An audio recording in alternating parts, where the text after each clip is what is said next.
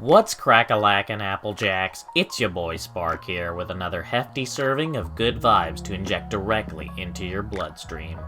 Today we're going to be talking about Unforbidden SDI, a technique that lets any character that would normally be Waveshined by Fox be able to completely avoid a punish if you're decently close to an edge.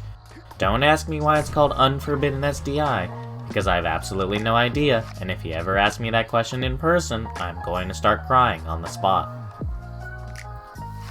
So to start things off, this basically only works when you're a character that doesn't get knocked down by Fox's shine. You also have to be close to an edge, and the Fox has to be closer to the edge than you are.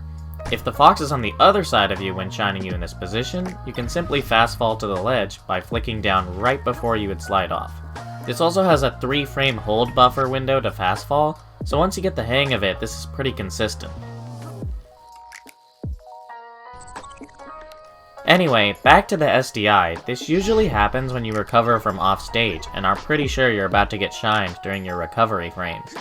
Because you can't react to the shine, you'll have to ballpark when you're going to get shined, and you'll have to assume that shine is what they're going to go for.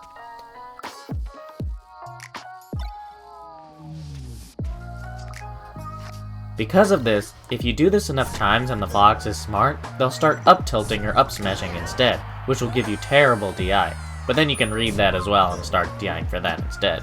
Meaning that it goes from a guaranteed punish for Fox to more of a mix-up depending on what percent you're at.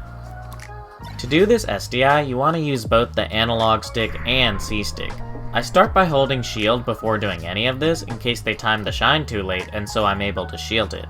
Even though you can ASDI with the C-stick just by holding it, I recommend flicking it at the same time as you perform the SDI with your left hand, because if they happen to be late on the shine, you want to minimize the possibility of you accidentally inputting roll, since roll is vulnerable to getting shined until frame 4.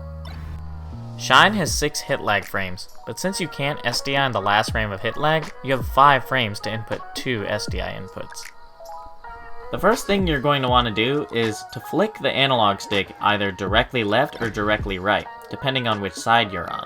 You want to SDI off stage, so in this case you flick the stick to the left. Next, you want to immediately swipe the stick upwards to the diagonal notch.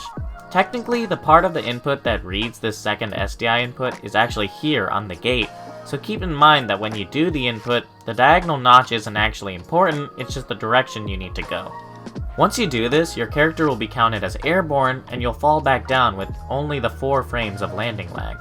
It's at this point that, since you're still holding shield during all of this, you'll buffer a shield, and since they can't react properly to your SDI, they'll likely shine again, since it's the fastest thing they can do.